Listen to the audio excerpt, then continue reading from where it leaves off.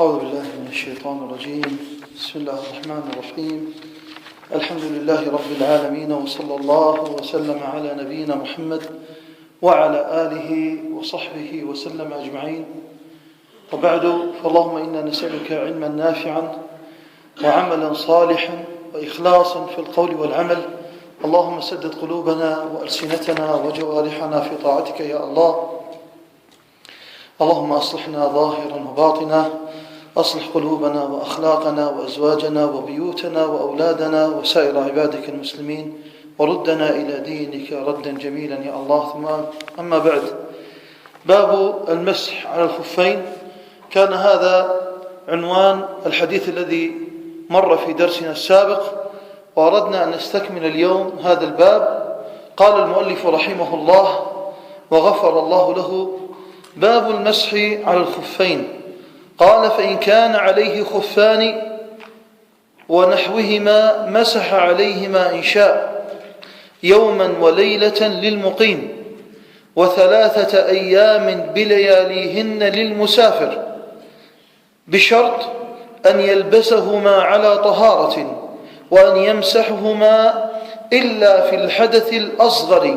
عن أنس مرفوعا: إذا توضأ أحدكم ولبس خفيه فليمسح عليهما وليصلي فيهما، ولا يخلعهما إن شاء إلا من جنابه. رواه الحاكم وصححه.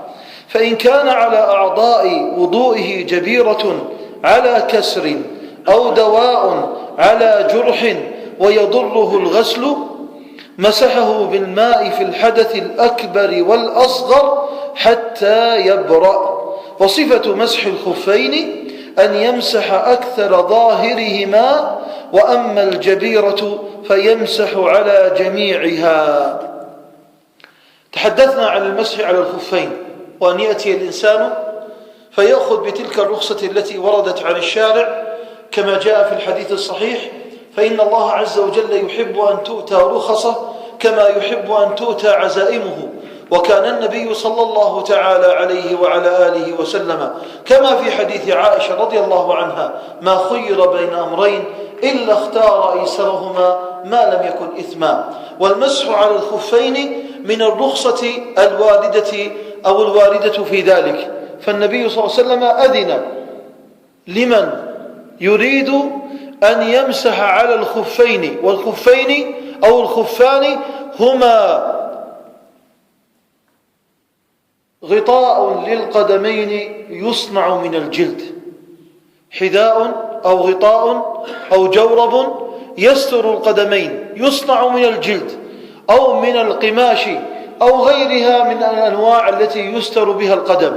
فإذا أدخل هذا الخف أو الجورب على طهارة، وهذا أول شرط في شروط صحة المسح على الخفين، فيجوز لمن أراد أن يجدد الوضوء أن يمسح عليهما، بشرط أن يكون قد أدخلهما على طهارة، وأن يمسح بهما عند الحدث الأصغر، أي فقط عند الطهارة الصغرى وهي الوضوء، أي من النوم والغائط والبول وما إلى ذلك. أما من الجنابة أو الغسل أو الحدث الأكبر الذي يحتاج إلى الغسل، فيجب عليه أن يخلعهما ويغسل سائر جسده.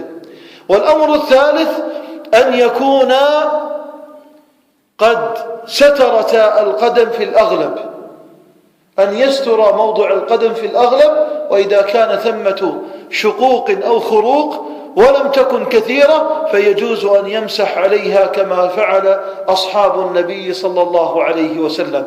ومما يتنبه له في المقام، أي في هذا المقام، المدة التي حددها النبي صلى الله عليه وسلم.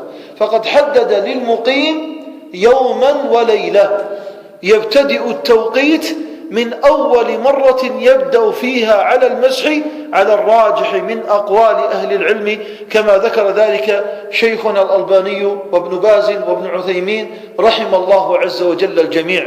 فإذا بدأ المسح وقت لنفسه يوما وليلة، فإذا انتهت المدة بطل المسح بعد ذلك. فمن مسح بعد انتهاء المدة كاملا فإن مسحه باطل وإن وضوءه باطل وصلاته باطلة. فينتهي المسح بانتهاء التوقيت للمقيم، وللمسافر 3 أيام بلياليهن كما جاء في الحديث. إذن هذا ما يتعلق بالمسح على الخفين. وقد ذكر المؤلف رحمه الله هذا الحديث الذي رواه الحاكم والدارقطني وصححه الحاكم، وأشار شيخنا رحمه الله في كتابه صحيح الجامع الصغير إلى أن الحديث صحيح. ومما يتعلق في باب المسح على الخفين ما يتعلق بباب المسح على الجبيرة.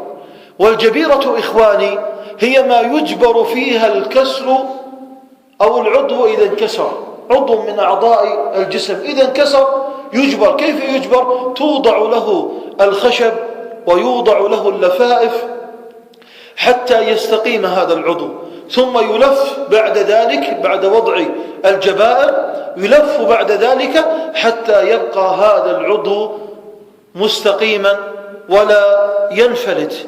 هذه الجبائر وهذه الخرق ويلتحق بها الجبصين وغيرها من الأمور التي توضع إما على الكسور أو توضع على الحروق أو على الجروح. ما حالها؟ جاء شخص يريد أن يتوضأ وكان على يديه عافاكم الله جبيرة من جرح أو من كسر، فما حاله؟ فالشريعة ودين الله عز وجل وسنة نبينا صلى الله عليه وسلم السمحاء الطيبة التي تدعو إلى التيسير وإلى الأخذ بالرخص الواردة في ذلك، أذن النبي صلى الله عليه وسلم أن نمسح على الجبيرة، أن يأتي الإنسان بالماء فيبلل يديه ثم ينفضهما ثم يمرر باليديه المبتلة على الجبيرة كاملة، فلا يحتاج أن يغسل هذا العضو. فالمسح على الجبيرة فيما غطى العضو، ثم يغسل ما بقي من العضو إن كان بقي منه شيء. النبي صلى الله عليه وعلى آله وسلم جاء عنه في الحديث الصحيح أو فلنقل الحسن بمجموع الطرق، فقد أشار ابن حجر رحمه الله في كتابه تلخيص الحبير والدارقطني والبيهقي أنه لم يصح شيء في هذا الباب من الأحاديث. وأشهر ما يستدل به في هذا الباب حديث جابر وابن عباس. وشيخنا الألباني رحمه الله في سنن أبي داود وفي سنن ابن ماجه أشار إلى أن الحديث حسن يعضد بعضه بعضا ويؤخذ به في هذا الباب. حديث جابر قال: كنا في سفر، خرجنا إلى سفر فشج رجل منا في رأسه. شج بالبناء للمجهول، أي سقطت عليه حجر، فشج أي أصاب رأسه جرح عميق. هذا الرجل الذي أصيب بالجرح خاف من أن يستعمل الماء، فسأل من معه من الصحابة في أن يرخصوا له في ألا يستعمل الماء وألا يصيب الماء رأسه. فقال الصحابة: إنك تقدر على استعمال الماء فلا نجد لك في ذلك رخصة، يعني ما دمت تستطيع أن تستعمل الماء استعمله، حتى لو كان في ذلك أذى. اجتهدوا فقالوا أنه ما دام يستطيع أن يستخدم الماء حتى ولو كان في جرح إذن يستخدم. وكان الرجل قد نام فاحتلم، أي فأصبح على جنابه. فالرجل على جنابة وفي رأسه جرح بالغ أصيب به من أثر شجة أو من أثر حجر شج رأسه. قال جابر: فاغتسل الرجل فمات. الرجل اغتسل وأصاب الماء هذا الجرح فمات الرجل. يقول جابر: فلما رجعنا أخبرنا النبي صلى الله عليه وسلم، وفي رواية أخبر النبي صلى الله عليه وسلم دون تبيين من الذي أخبر أو الذي سأل. فقال صلى الله عليه وسلم بعد أن سمع الكلام: قتلوه قتلهم الله. وانظر ما أفظع وأقوى وأعظم وأشد هذه العبارة من النبي صلى الله عليه وسلم. فهذا دعاء على من أفتوه بهذه الفتوى. قتلوه أي تسببوا في قتله بجهلهم. قتلهم الله. الله أكبر. يدعو عليهم النبي صلى الله عليه وسلم لأنهم تجرؤوا في الفتوى، ولأنهم تحدثوا، وكان الأولى بهم أن ينتظروا نبينا صلى الله عليه وسلم أن يتكلم في هذه المسألة. اجتهدوا رضي الله عنهم وأرضاهم، فأفتوا الرجل بما كان عندهم من علم في هذا الباب. فمات الرجل، فقال صلى الله عليه وسلم: قتلوه قتلهم الله. إنما كان يكفيه، يقول صلى الله عليه وسلم، أن يعصر أو يعصب خرقة على رأسه ثم يغتسل ويمسح عليها. وفي رواية: أولم يسألوا فإنما دواء العي أي الجهل السؤال. دواء الجهل أن تسأل، لا دواء الجهل أن تخجل، فإن الخجل والحياء مذموم في هذا الموطن. فالنبي صلى الله عليه وسلم قال: الحياء خير كله. وهذا استطراد بسيط في قول الناس لا حياء في الدين، فهذه المقولة خاطئة. وهم وإن كانوا يقصدون أنه لا حياء أي أنهم لا يستحيون في مسائل العلم، وهذا هو الصحيح. فيقال: لا استحياء في طلب العلم أو في السؤال، كما قالت تلك المرأة للنبي صلى الله عليه وسلم: يا رسول الله، إن الله لا يستحيي من الحق، فهل على إحدانا إن وجدت الماء من غسل؟ فتقول عائشة رضي الله عنها وارضاها: رحم الله نساء الأنصار لم يمنعهن حياؤهن من التفقه في الدين. فالحياء لا يخالف أو يعارض السؤال والاستفسار، إن كان بأدب، وإن كان بثوب الحياء وجلباب الأدب.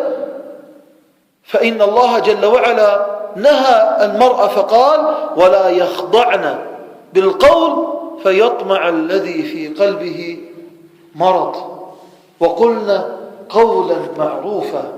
فالمرأة تسأل وتستفتي أهل العلم وترفع الهاتف وتسأل وتكلم، أو تعين زوجها أو تطلب من زوجها أن يسأل، فلا حرج في ذلك. قال العلماء: صنفان لا يتعلمون العلم أو لا يتعلمان العلم. أما الأول فهو المستحي الذي منعه حياؤه كما يزعم أن يسأل عن دينه فوقع في الخطأ. وأما الثاني فالمستكبر، فإن المستكبر منعه كبره أن يتواضع وأن يسأل وأن يطلب العلم. قال عبد الملك بن مروان لولديه وهما قد جاء مع أبيهم حتى يسألان هذا العبد الذي كان أعلم أهل مكة، عبد أسود جلس في المسجد يسأله عبد الملك، واقف بين يدي هذا العبد يسأله، فلما انتهى يقول: يا ولداي تعلم العلم، فوالله لا أنسى ذلي بين يدي هذا العبد أسأله عن الدين فيعرض عني. كان العلم عزيزا، وكان أصحابه من أعز الناس وأرفعهم قدرا ومكانة وهيبة، ولكن إلى الله المشتكى. فإذا نرجع ونقول أنه قولهم لا حياء في الدين لا يجوز. الصحيح أن تقول: لا استحياء في طلب العلم أو في السؤال عن العلم. فماذا قال صلى الله عليه وسلم؟ إنما دواء العي أي الجهل السؤال. إذن ما هو مفتاح العلم؟ السؤال. كثير من العلماء تجده يحمل من العلم الكثير، ولكنه يحتاج إلى طلبة نجباء، يحتاج إلى أصحاب همة وما أقلهم في هذا الزمان، يحتاج إلى من يعرف قدر الشيخ ويتحرق للعلم والجلوس بين يدي الشيخ. فكم من العلماء عندهم من العلم الكثير، لكن تلك العلوم مقفلة وتحتاج إلى المفتاح. فما هو المفتاح؟ السؤال. فاسألوا أهل الذكر إن كنتم لا تعلمون. والسؤال له آداب، والسؤال له أخلاق، والسؤال له طريقة، وله نية من الداخل، وله استفسار، وله طلب، وله حسن أدب. الشاهد، فالنبي صلى الله عليه وسلم قال: أولم يسألوا فإنما دواء العي السؤال. كان يكفيه، وهذا شاهدنا في الحديث، أن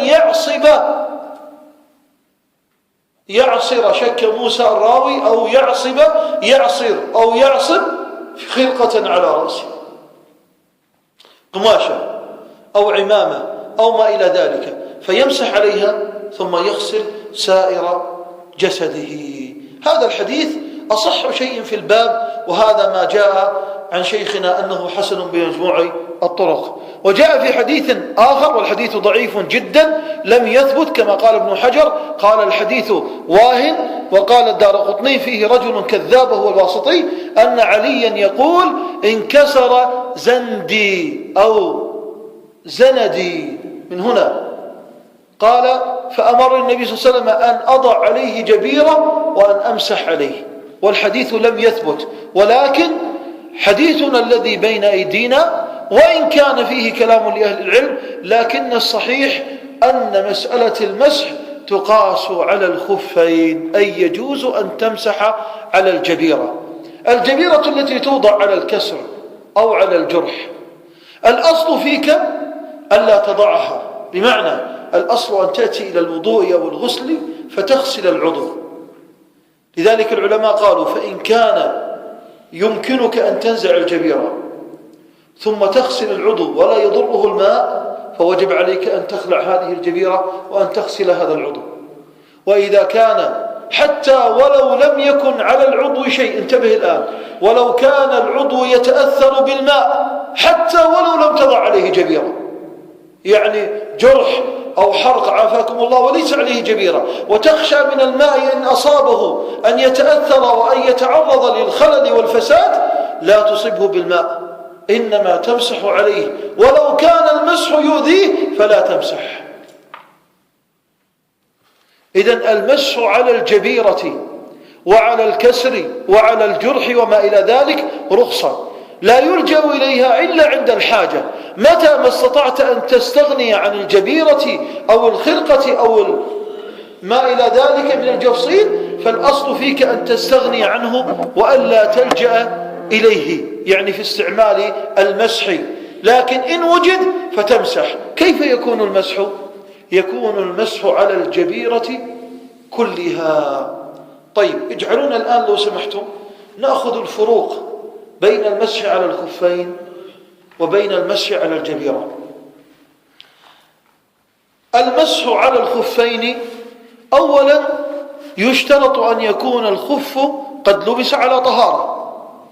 أما الجبيرة فلا تشترط فيها الطهارة، يعني إنسان أصيب بجرح ما نقول له لا تربط عليها حتى تتوضأ وتحسن الوضوء ثم تربط بعد ذلك حتى يجوز لك أن تمسح عليها، لا، الجبيرة تربط وتلبس وتوضع حتى لو كان على غير طهارة، ويمسح عليها لو وضعت على غير طهارة. هذا أول فرق بين المسح على الخفين أو الجوربين الذي يشترط فيه حتى تمسح عليه أن تلبسهما على طهارة. أما الجبيرة فلا يشترط فيها ذلك، وسوف نتكلم عن العمامة والخمار فيما بعد. الأمر الثاني، يشترط في الجورب أن يكون ساترا لكل محل المسح، أي للقدمين إلى الكعبين، وألا يكون إلا فيه شقوق بسيطة كما قلنا في درسنا الذي مضى. أما الجبيرة فلا يشترط فيها أن تكون، لاحظ، فقط في مكان الجرح، يعني لو كانت الجبيرة أكبر من المكان لحاجتنا لذلك جاز، ولو كانت على قدر المكان المخصص جاز. يعني الجبيرة لا يشترط فيها أن تكون ساترة لكل العضو. في الجورب أنت تلبس الجورب على العضو كامل، على القدم كاملة إلى الكعبين وزيادة. أما في الجبيرة قد تكون الجبيرة هنا على الرسخ فقط، قد تكون الجبيرة فقط على الكف عافاكم الله، وقد تكون الجبيرة إلى الساعد كامل، وقد تكون الجبيرة على جزء، فلا يشترط فيها أن تكون ساترة لكل العضو ولو لجزء منه.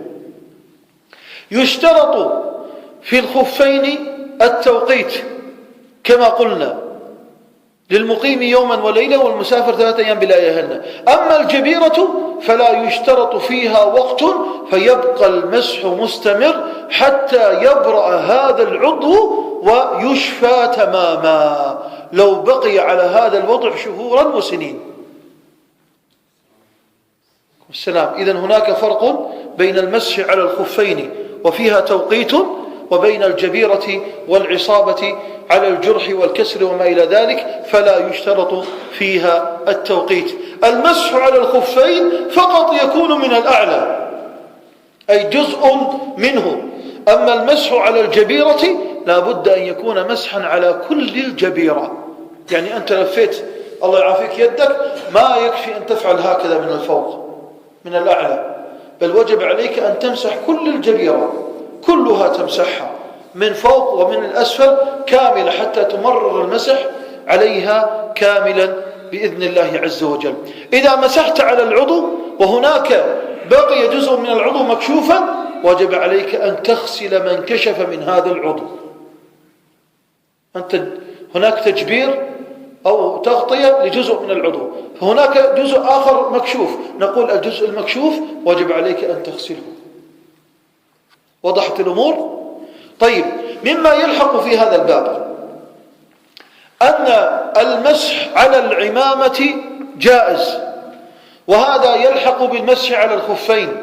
وقد جاء في حديث في سنده رجل صالح، والحديث في أغلب أوقاته يدور ما بين الحسن في مجموع الطرق وما بين الضعيف عند بعض أهل العلم، أن النبي صلى الله عليه وسلم رخص في المسح على التساخين والعمائم. العمامة هي كل ما يعم الرأس. ونبتدئ ونقول: هل يعتبر غطاء الرأس وهو يسمى بالقلنسوة أو الطاقية كما يسمونه الآن، هل يعتبر من غطاء الرأس؟ نقول غطاء الرأس يقول العلماء أنه ينبغي فيه أن يشمل أكثر الرأس. فهل هي تشمل أكثر الرأس؟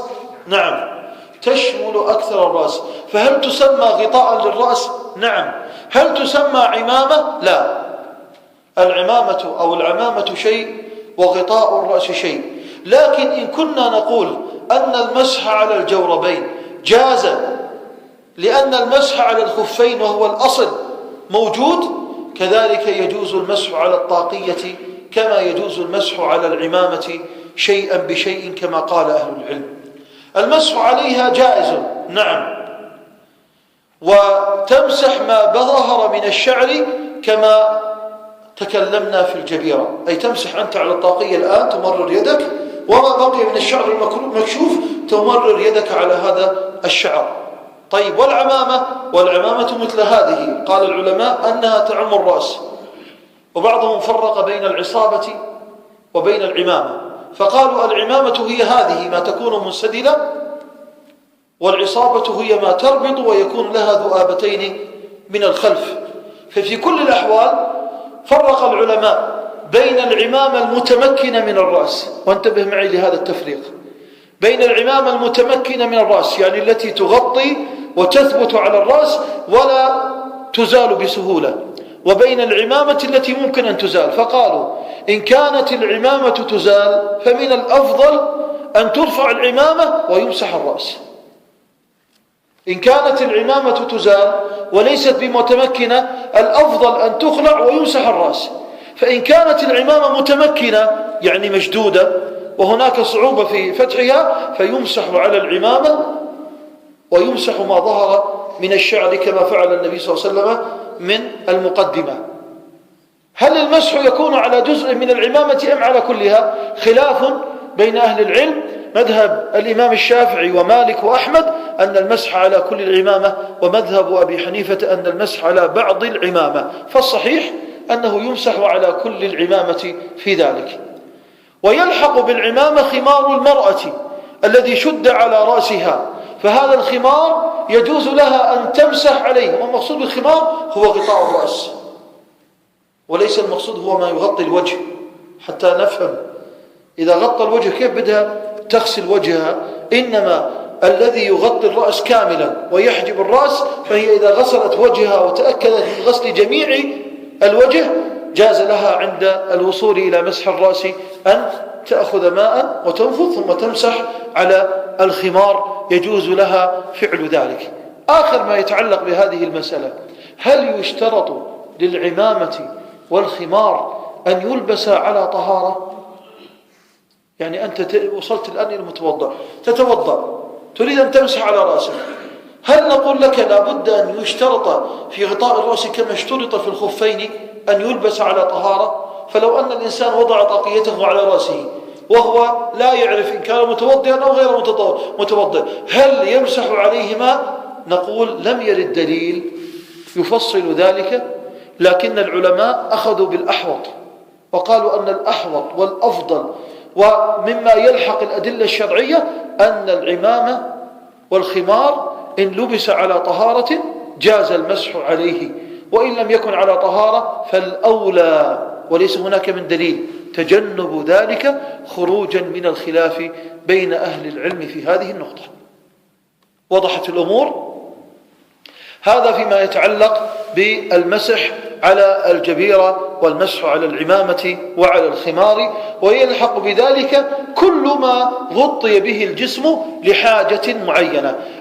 آخر ربما لم نذكر من الفروقات بين المسح على الخفين والجبائر وما إلى ذلك، أن المسح على الخفين لا يكون إلا فقط من الحدث الأصغر، وهذا قد ذكرناه لكن نذكره، أي من البول والغائط والنوم، لكن المسح على الجبيرة يكون من الحدث الأكبر ويكون من الحدث الأصغر، يعني يكون من الوضوء ويكون من الغسل كذلك، أي تمسح على الجبيرة. كيف أمسح يا شيخ؟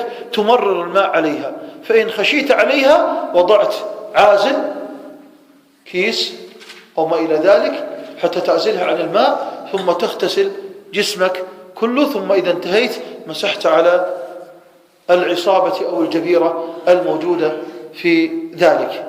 هذا كان مما يتعلق بكلام المؤلف رحمه الله على باب المسح على الخفين وما يتعلق به.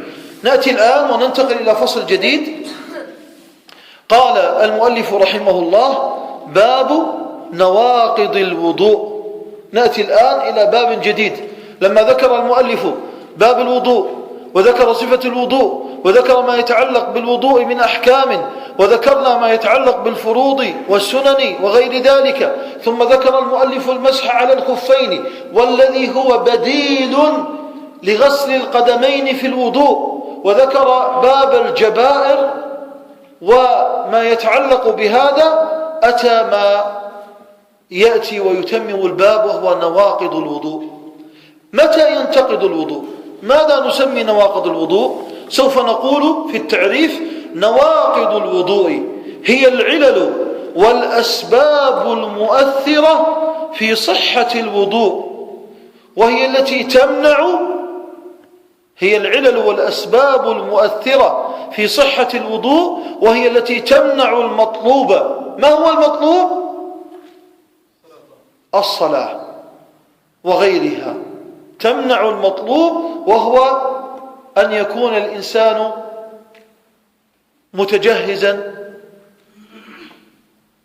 للأداء أو لأداء الصلاة ولغيرها. هذا هو نواقض الوضوء. والنواقض تأتي إلى الجسم فتدل على ما يفسده، وعلى الأجسام فيدل على فساد التركيب، وعلى المعاني فتدل على اختلالها وما إلى ذلك. هي علل وأسباب تنقض الوضوء، أي تفسده وتبطله وتخرجه عما ذكره الشارع. انتبه معي، نواقض الوضوء سوف نقسمها على قسمين: نواقض تنقض بنفسها كالغائط والبول، وسوف يأتينا ذكر هذه الأنواع. ونواقض لا تنقض بنفسها، إنما هي أسباب يتوصل بها إلى نقض الوضوء، كالنوم والمس، أي مس الذكر ومس المرأة بشهوة. إذن النواقض قسمين: قسم ينقض بنفسه، يعني هو بذاته حدث ينقض الوضوء، وقسم ليس بناقض وسوف يأتي تفصيله لكنه سبب لنقض الوضوء، أو مظنة كما قال العلماء أن يكون سببا في نقض الوضوء. طيب، المؤلف رحمه الله قال: باب نواقض الوضوء، وهي الخارج من السبيلين مطلقا. مطلقا، شو يعني مطلقا؟ يعني كل ما خرج من السبيلين، مثل ماذا؟ الغائط بالإجماع والاتفاق، كما في قوله جل وعلا: أو جاء أحد منكم من الغائط. إذن الغائط ناقض، وهذا بالكتاب والسنة والإجماع. والبول ناقض، وهذا بالسنة والإجماع والقياس على الغائط. لاحظ، إذن البول والغائط ناقض باتفاق العلماء. قال أبو هريرة رضي الله عنه وارضاه في قوله صلى الله عليه وسلم: لا صلاة إلا بوضوء. وفي رواية: إذا أحدث لا يقبل الله صلاة أحدكم إذا أحدث حتى يتوضأ. فقالوا: يا أبا هريرة، ما الحدث؟ فقال: فساء أو ضراط، بمعنى خروج الريح من الدبر. فأبو هريرة رضي الله عنه وأرضاه فسر الحدث هنا بخروج شيء من السبيلين، أي من مكان الغائط، وهو الريح التي تخرج. فإذا كل ما يخرج من سبيلين، مثل ماذا؟ مثل البول والغائط والريح التي تخرج. والنبي صلى الله عليه وسلم قد جاء عنه في الحديث الصحيح أنه قال: إذا شك أحدكم في صلاته فلا يخرج حتى يسمع صوتا أو يجد ريحا. فهذا دليل على أن الصوت، وهو ما هو معروف، الغازات التي تكون في البطن وتحدث إما لمرض أو ما إلى ذلك، فهذا من الباب الذي تحدث عنه النبي صلى الله عليه وسلم. والريح وهو الرائحة التي تخرج، وهذا كذلك مما يدل على الفساد. إذن هذا من الخروج أو من الخارج من أحد السبيلين. من الخارج من أحد السبيلين المذي والودي، وقد ذكرنا ذلك. مما يخرج من السبيلين المذي والودي، وكلاهما نجس، وكلاهما يلزم صاحبه الوضوء. مما يخرج من السبيلين الدماء التي تخرج لمن كان به باسور أو ناسور.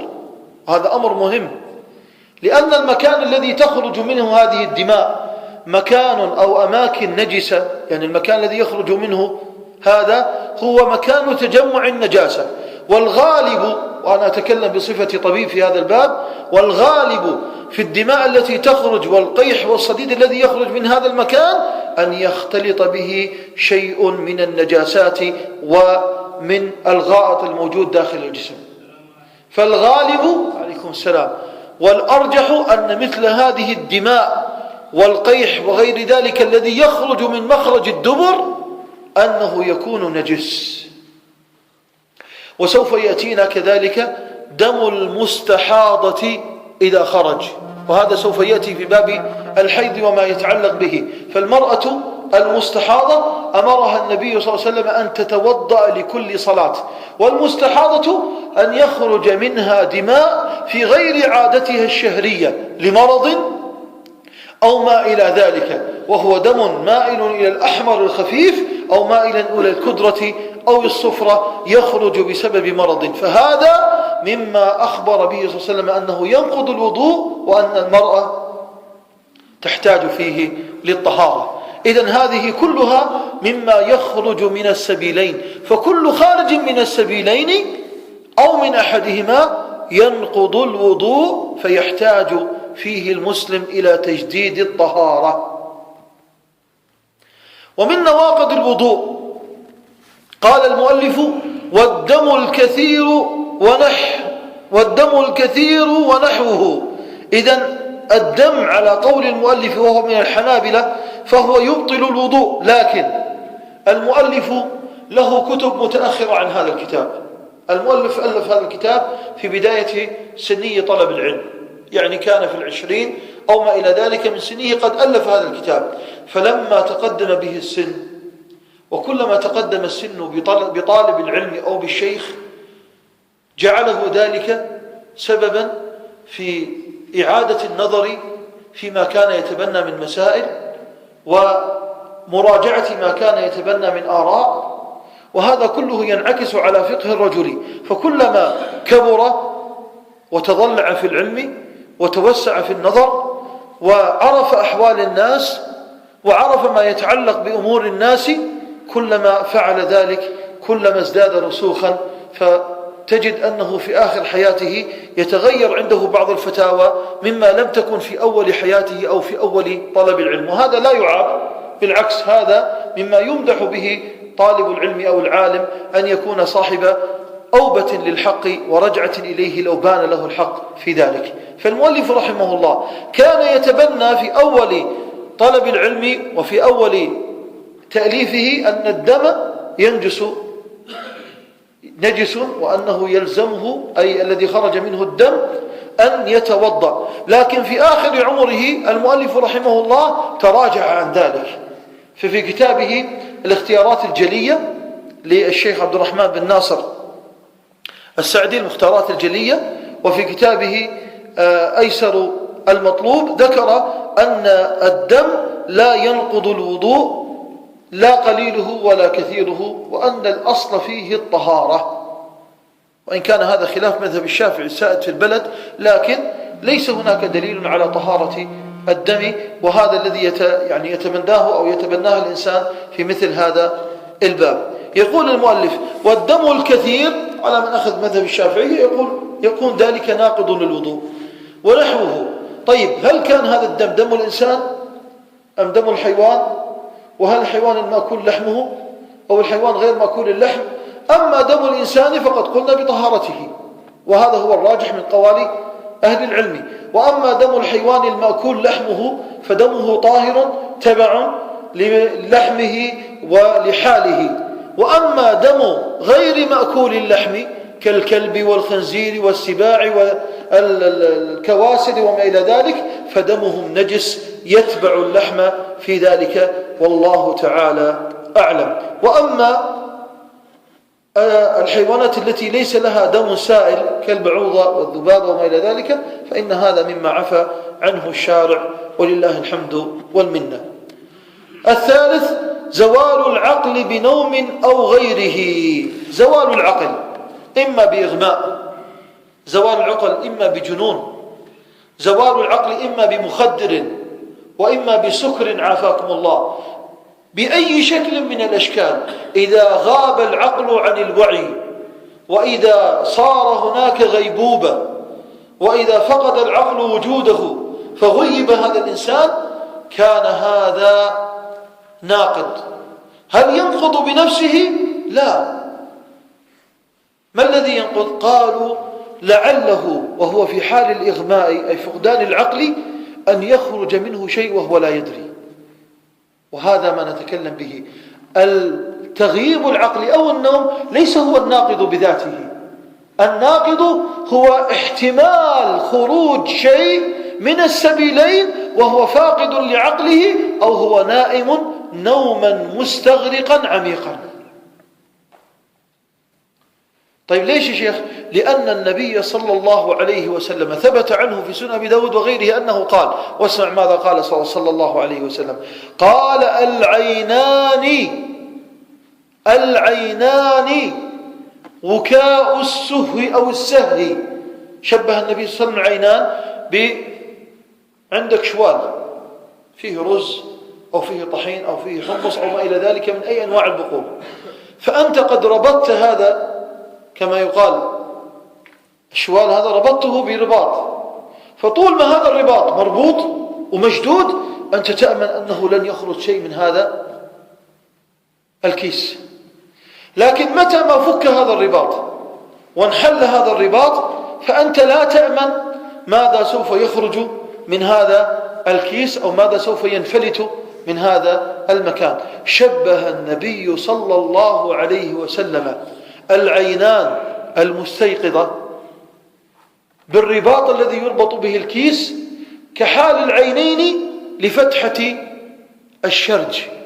فتحة الشرج قد تسترخي تلك الفتحة ويخرج منها من الهواء أو من الريح أو ما إلى ذلك وأنت لا تدري. لماذا؟ لأن العين إذا نامت واستغرق الإنسان إيش حصل؟ استرخى الجسم وقد يحصل يعني خروج أو يخرج منه شيء وأنت لا تدري. فقال صلى الله عليه وسلم العينان وكاء السهي، فإذا نام الإنسان انفلت الرباط، يعني استرخى الإنسان. لذلك هناك فرق عند أهل العلم بين النوم الثقيل العميق الذي لا يحس الإنسان لما يجري من حوله ولا يدري بشيء، فهذا نوم ناقض للوضوء بكلام أهل العلم في ذلك، بل وباتفاقهم إلا من شذ، وهذا مذهب مالك والشافعي وأحمد رحمهم الله. النوم الثقيل المستغرق كيف يا شيخ؟ كمن يسترقي فينام. فإذا كان هذا النائم يعلم ما يجري من حوله ويسمع ويميز، هذا ليس بنائم حتى ولو كان مسترقيا، حتى ولو غمضت عيناه، إذا كان يحس بما حوله ويدري ماذا يكون. أما إذا غاب فهذا قد نقض وضوءه. الحالة الثانية من النوم أن ينام الإنسان وهو جالس متمكن في جلسته ضابط لمقعدته. عندما يجلس الإنسان على مقعدته ويجلس عليها فهو يضمن أن لا يخرج منها شيء في الغالب،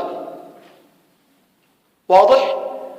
فإذا نام الإنسان أي غفى أو أغفى وهو متمكن في جلسته، هذا النوم لا ينقض الوضوء. وقد ثبت أن أصحاب النبي صلى الله عليه وعلى آله وسلم الكرام، والحديث أصله في مسلم وهو في سنن أبي داود وغيره، أنهم كانوا مع النبي صلى الله عليه وسلم ينتظرون العشاء، وكان النبي صلى الله عليه وسلم يحب تأخير العشاء كما جاء في الأحاديث في ذلك: لولا أن أشق على أمتي لأمرتهم بتأخير العشاء، يعني يؤخرها حتى يدركها أكثر قدر من الصحابة. فكانوا ينتظرون العشاء، يقول فيصيبنا النوم، قال فيغفي أحدنا. يغفي يعني إيش؟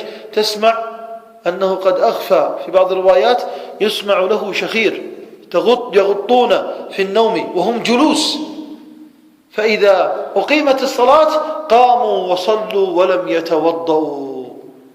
إذا نريد أن نفرق بين النوم المتمكن الجالس، لاحظ، ونحن نقول الأولى لمن كان جالسا إذا كان قد وصل إلى درجة النوم العميق فالأولى نقول ليس هناك من دليل أن يجدد الوضوء، لكن إذا كان جلس وأخفق شيئا بسيطا فهذا إن شاء الله لا يضره وهو ما زال على طهارة، فيقوم ويصلي ولا حرج في ذلك. وإن كان بعض أهل العلم كالشافعية يشدد في ذلك ويرى أن جزءا يسيرا من النوم ينقض الوضوء، لكن نحن فرقنا بما فرق به أهل العلم في ذلك. ونردد ما قلناه في أول كلامنا عن نواقض الوضوء، أن النوم ليس بناقض في ذاته، إنما النوم أحد السبل التي يتوصل بها إلى نقض الوضوء. فالنوم ليس بحدث في ذاته، ولكنه مظنة أن يخرج شيء من أحد السبيلين.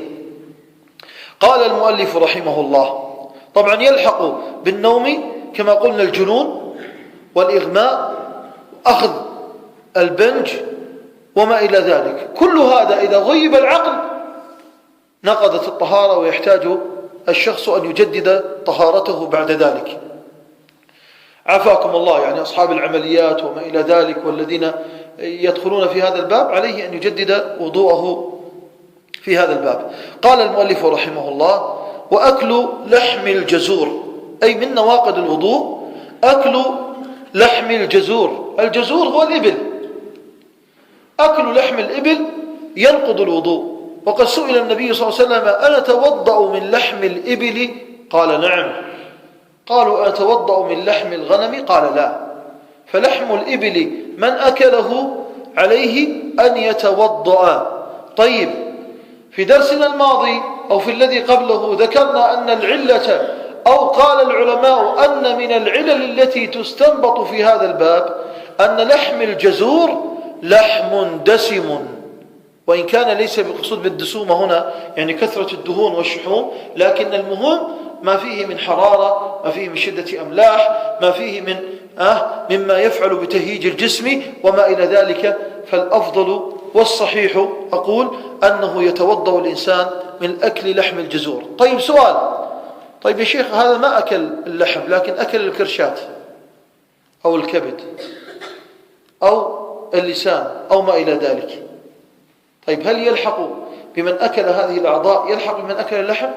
نعم، على الراجح والصحيح أن كل أجزاء الإبل تلحق باللحم، يعني أكل من أمعائه، أكل من الكبد، أكل من أي عضو من أعضائه، والقلب والمصران وغيرها، كلها تعتبر من النواقض المتعلقة في هذا الباب.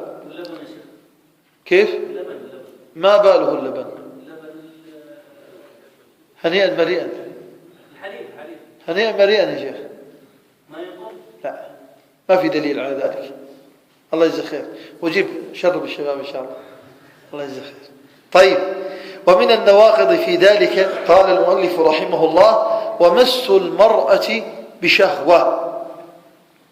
المؤلف رحمه الله دقيق، فهو لم يقل مس المرأة وسكت، لأن لمس المرأة لا ينقض الوضوء. ولما نأتي ونكون أصحاب يعني عقل مستنير وأصحاب فهم، نقول إنه الذي يخرج من السبيلين ينقض الوضوء. طيب، مس المرأة ينقض الوضوء؟ إذا وضعت يدك على امرأة، سواء كان زوجتك أو غير زوجتك، لست الآن في صدد هذا الكلام، لكن إذا وضعت يدك على امرأة مثلا بقصد أو بغير قصد، هل ينقض هذا الوضوء؟ نفس اللمس لا ينقض. والشافعية الذين استدلوا بقوله جل وعلا: أو لامستم النساء، وفي قراءة أبي حمزة والدوري وغيره أو لمستم النساء، فسرها ابن عباس رضي الله عنه وارضاه وغيره من السلف أن اللمس هنا هو الجماع، لقوله جل وعلا: من قبل أن يتماسا. الله سبحانه وتعالى تكلم في سورة المجادلة عن كفارة الظهار، وأنه لا يجوز لمن ظاهر من زوجته، أي قال لها أنت علي كظهر أمي، فشبه زوجته بأحد المحارم التي تحرم عليه، فلا يجوز له أن يقرب زوجته حتى يخرج الكفارة. وكفارة الظهار كما جاءت في الآية المعروفة من ماذا؟ ما هي كفارة الظهار؟ من يعرف؟ تفضل يا شيخ. طيب، الصوم أول ولا الإطعام أول؟ يا شيخ، العتق أولا ثم صيام. لمن يفعل ذلك، وهذه طبعا المتزوجين ما شاء الله عليهم ما أسرع ما تنطلق الكلمات: روحي وانت زي أمي، روحي وانت زي أختي، قول هذه الكلمة، وبعدين يصير: يا شيخ شوف لنا مخرج، يا شيخ والله أوضاع المادية تعبانة، والله يا شيخ على الله. طيب يا أخي، ليش ما تحاول أنك تربط اللسان هذا وتمسكه قبل ما تتلفظ بألفاظ كبيرة من هذا؟ طيب، فقال الله عز وجل في مثل ذلك، قال: من قبل أن يتماسى، أي لا بد من إخراج الكفارة من قبل أن يتماسى، أي يجامع، وليس المقصود المماسة هنا هو اللمس. فإذا جاء في القرآن ما يفسر أن اللمس يقصد به الجماع.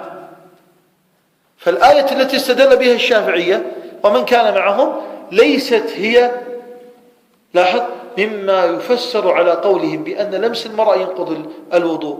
إنما لاحظ، إنما اللمس في الآية هو الجماع، فمن جامع زوجته احتاج أن يغتسل. طيب، ولمس المرأة، لمس المرأة إن كانت أجنبية فهي معصية، وهذا ثابت بقوله صلى الله عليه وسلم: لأن يطعن أحدكم في رأسه بمخيط أي بإبرة كبيرة خير له من أن يمس امرأة لا تحل له. فهذا لا يجوز، لكن لمسها أي لمس المرأة الأجنبية كمعصية شيء، وأن يكون ناقضا للوضوء شيء آخر، خصوصا وأن الشافعية يقولون حتى لمس المرأة اللي هي زوجتك ينقض الوضوء. والصحيح أنه ثبت عن النبي صلى الله عليه وسلم في ذلك حديثين. الحديث الأول أن النبي صلى الله عليه وسلم كان يصلي في حجرته في قيام الليل، فكان إذا أراد أن يسجد غمز، في رواية لمز بقدمي عائشة رضي الله عنها وأرضاها حتى تكف قدميها صلى الله عليه وسلم. حجرته صغيرة، تصور لما يريد أن يسجد يحتاج أن يغمز عائشة رضي الله عنها حتى تكف قدميها فيستطيع أن يسجد. يا الله، الواحد منا عنده زي ما يقول مضافة تسرح فيها الخيل، لكن وين قيام الليل؟ تقول له فين المكان اللي أنت محدده للقيام والصلاة الذي يجعل البيت نور؟ ما عنده صالة يرمح فيها الخيل. لو جبت فريقين كورة من 3-3 طبعا، مش من 11 صعب، لكن 3 ممكن يلعبوا. نجيب أخونا الله يجزي خير أبو المقداد حكم عليهم، فنسأل الله السلامة. فكان النبي صلى الله عليه وسلم يغمز بقدم عائشة ثم يسجد. فانظر، النبي صلى الله عليه وسلم يغمز يعني قد مست يده قدم عائشة، فهل كان يتوضأ؟ يعني يحتاج أن يعيد الوضوء؟ لا. والحديث الآخر أن النبي صلى الله عليه وسلم كان يقبل نساءه صلى الله عليه وسلم، وفي رواية يقبل عائشة ثم يخرج ويصلي ولا يتوضأ، يعني لا يعيد الوضوء. فهذا دليل آخر، وإن كان الحديث في سنده كلام، لكن المهم إجمالا أن لمس المرأة لا ينقض الوضوء إلا، وهنا فقه الشيخ، إلا بشهوة. لمس المرأة إن كان بشهوة حتى لو كانت زوجتك ينقض. طيب ليش يا شيخ؟ كما قلنا نعيد، ليس اللمس بحد ذاته هو الناقض، لا. الناقض أن من مس بشهوة سوف يبتدع عنده الهيجان فيحصل عنده انتصاب، ثم بعد ذلك يحصل منه خروج المذي، الماء الذي يعقب الفتور. لما يأتي الإنسان فيمس بشهوة أو يقبل بشهوة يحصل عنده الهيجان، فيحصل ما يعرف بالانتصاب، ثم إذا لم يعقب بعد ذلك جماعا حصل عنده استرخاء. طيب إذا حصل استرخاء خرج الماء المعروف وهو المذي الذي قد لا يشعر به الإنسان. فالمس بشهوة ينقض الوضوء، لأنه غالبا سوف يكون بعده إنزال، يعني خروج شيء من أحد السبيلين. لذلك نقول أن اللمس بحد ذاته لا ينقض، ولكن مظنة أن يخرج شيء من أحد السبيلين في ذلك. فيش وقت؟ خلص دقيقتين. طيب لعلنا نقف إلى هذا ونكمل إن شاء الله بعد الصلاة. أسأل الله عز وجل أن يسددنا وإياكم إلى الخير، وصلى الله وسلم على نبينا محمد.